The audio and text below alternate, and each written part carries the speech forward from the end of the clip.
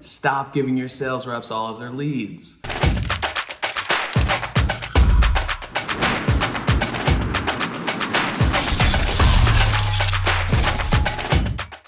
Weird, right? Coming from the guy who owns a marketing agency and benefits from people coming to his company to generate leads, right? But here's the thing, just like in any other thing that you're investing in, a sales rep is no different. You don't want to hitch your wagon to one specific facet of them generating revenue for your company. So for instance, whether it's Google, whether it's Facebook, whether it's door knocking, doesn't matter. Your sales rep is going to be running appointments and you want to make sure that they're making as much money for themselves and for the company as possible. So I find that this typically impacts companies of all sizes, right? Whether it's a company that did $500,000 last year, a company that did $8 million last year, there's usually, and there's exceptions to this rule, there's usually an issue that comes with a company that is providing all their leads for their sales reps. So when you're generating leads for a sales rep, it should be viewed as a perk, a benefit of working for a really good company. It shouldn't be viewed as an entitlement. We'll talk more about that a little bit later. Make sure you watch all the way through the end because we're going to drop 5 different ways that your sales reps can effectively self-gen leads and be much more profitable for themselves and for the company. So what's the problem? Why does this happen? So there's a few reasons why I typically see that this becomes an issue. It's never a problem when, your sales rep, let's say they're running 3 appointments a day and they're booked out for the next week or 2. That's not when this becomes an issue. It becomes an issue when your leads slow down, and whether it's seasonality, whether it's a change with Google, whether your Facebook ads just aren't performing the same as they were in the past. Anytime that there is a change in the volume of leads and appointments that sales rep is getting, if they're conditioned to expect that you're gonna fill their schedule consistently, and then it's something where maybe next week they don't have a full schedule, you now have created friction with your sales rep because they have an expectation and it's not being met. But why is that an expectation? So I find that one of the reasons is at the hiring stage, we're not conveying what the full scope of the job is or should be. And that's might be a you thing, for instance, an opportunity to grow. Because if we're bringing a sales rep in, we want to outline what exactly we expect from them. And you can outline how many sales appointments that you expect them to run, a sales target as far as dollar amount monthly, weekly, annually, however you're breaking that down, margins that they're expected to hit on each job. And those are good key performance indicators to convey to a candidate as far as setting the right expectation. But you should also outline to them what you expect as far as them bringing value to the company outside of just selling jobs. So there's a myriad of opportunities for them to generate revenue for the company outside of them just running the leads that you're providing to them. And that's an important discussion to have on the front end. Another scenario is you don't have a system or process to teach them how to effectively do this, how to hunt, how to build relationships to where they're going to be generating opportunities outside of the leads that you're giving them. And again, holding ourselves accountable as the business owner, that's something that we have to do to set up a sales rep for success. Another reason why this happens is maybe you have set the right expectation with the sales rep at the point of interviewing, at the point of bringing them on board and going through that process, and you have a dynamite sales process in place for not only selling the leads that you're bringing to them, but them generating leads as well. The next big reason why I see complacent reps is because there's no management of them on an ongoing basis. So they understand initially that this is part of the job. They read through your sales handbook, they've been coached initially, and then it's go get them. They start selling. This gets kind of lost by the wayside if you're not checking in. So, and it only makes sense, right? If you have a sales rep, I equate it to creating like an entitled team. So if you have a sales rep who's consistently getting fed leads from Google, or any other high value, high intent lead source, when their schedule is full, what motivation do they have to put in that extra work to keep their self-generated pipeline going? It's not much. It's the same way as if you have a teenager at home and you put in a system, a quid pro quo system for them to do chores and receive an allowance for doing those chores. It's a mutually beneficial relationship. You're adding value to the home. I'm teaching you responsibility. We're doing all these things, right? And it might be unloading the dishwasher, sweeping, mopping, vacuuming, all of them and more or less, doesn't matter. But we have an agreement that you're going to contribute these things and I'm going to pay you X amount of dollars to make sure you're doing these things. And it's fantastic. If you consistently don't check in and make sure that these things are being done, but continue to pay your child to do these things, how many of our children are going to get back to doing these things that we've outlined if they're still being paid not to? And when you come to the point of having the conversation with them, if you let it go for 2 months of paying them and then realize like, hey, you're not vacuuming, we agreed that that was part of this, it's very hard to have that conversation without them feeling entitled to that money because it's now gone on so long that they're being compensated for something that they're not doing. And there's negative emotions that could result from that conversation on both sides of it, right? Now all of a sudden I've got to do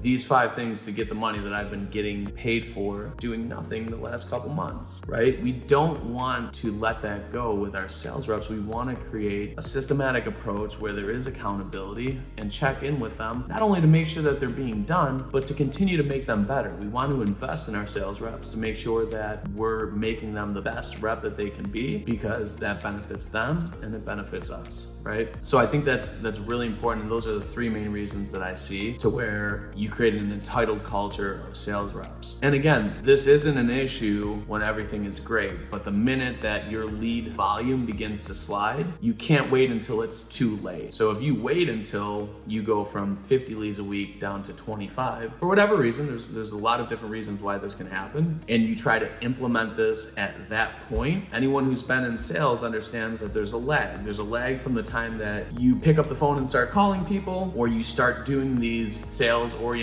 activities to generate opportunities, and when those opportunities start to come to fruition. We have to be cognizant of that, because if you wait until the point where you're getting 25 leads a week as opposed to 50 and then start doing these activities, there's going to be, maybe it's a week, maybe it's 2 weeks, maybe it's a month, maybe it's 3 months. There's going to be time until it manifests itself as actual opportunities.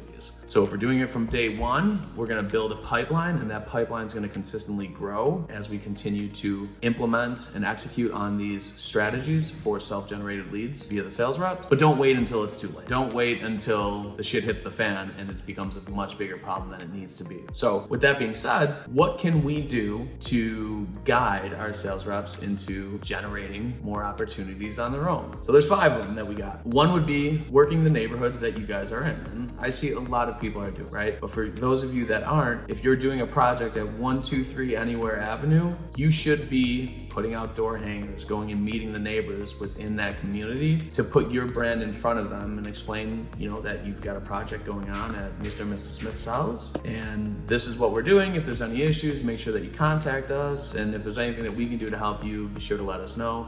If nothing else, if you're not getting in contact with those individuals, leave a door hanger explaining what's going on. Maybe put an incentive, a call to action. Hey, while we're in your neighborhood, we're offering $500 off a full replacement. Maybe you lay out your finance options. Give them some sort of value to want them to create the want for them to work, right? Because that's what sales is. We provide value, and when providing value, if there's a prospective customer that needs what we're offering, it should be a great start for an opportunity to eventually become a customer. Second thing is do direct mail to those neighborhoods.